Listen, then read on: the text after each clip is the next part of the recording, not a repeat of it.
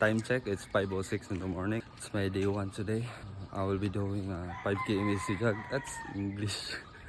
Tigdagan-dagan, hindi ko sa na guys, pero casual ako. Lisod kayo, stay consistent kung kay goal. So karon, akong target karon kay maka sub 30 sa 5 km. So I have a training plan which is for 4 weeks. And after the last day sa 4 weeks, atong i-test kung kaya na ba ang sub 30. So let's go. 1 km, 2 km, 2.5 km, and i-turn ako.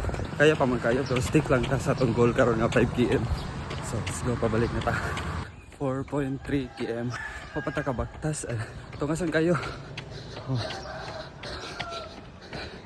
So wala pa ako kaabot, pero I have to stop kay humana ang 5 km. So stick lang tas goal. First time pa ako kabadagan ng 5 km ngaway hunungay.